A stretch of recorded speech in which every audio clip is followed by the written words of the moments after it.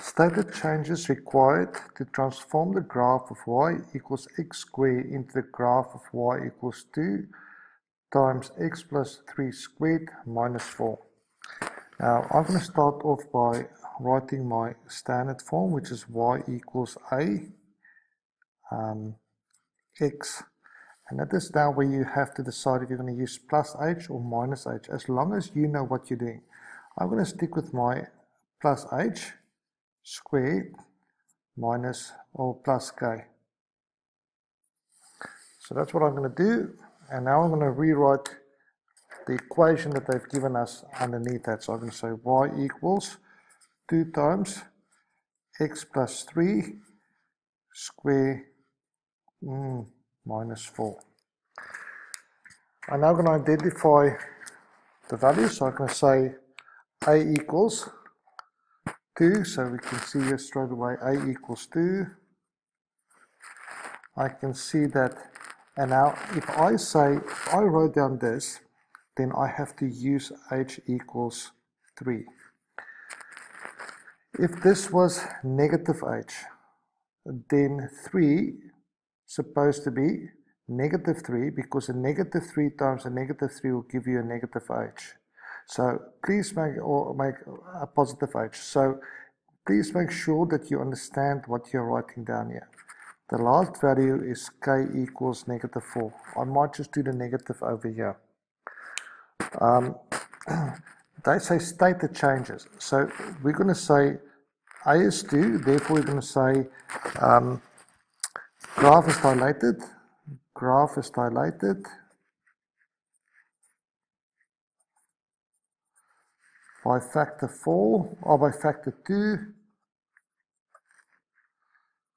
in the y direction, always in the y direction. H is 3, because I said in my examples it is 3, I'm going to say graph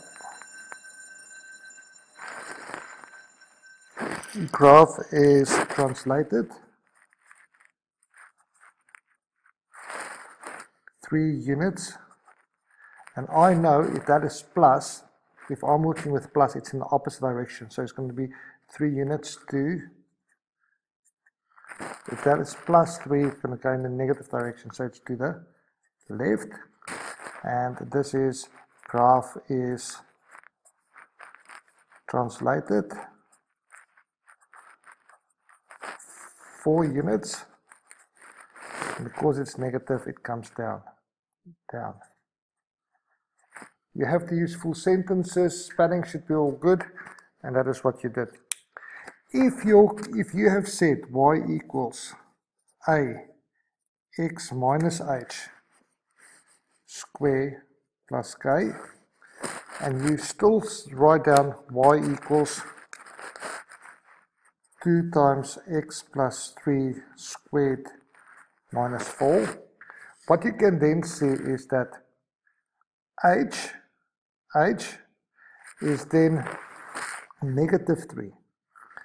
H is then negative 3. So h equals negative 3 if I use this example. Because if h is negative 3 times negative, or negative times a negative 3 will give you positive 3, and then it is 3 units to the left. If you use plus h, then h is 3. If you use negative h, then h is negative 3. If you use positive, then the positive means it's units to the left. If you use negative h, then it means it's negative 3 is 3 units to the left.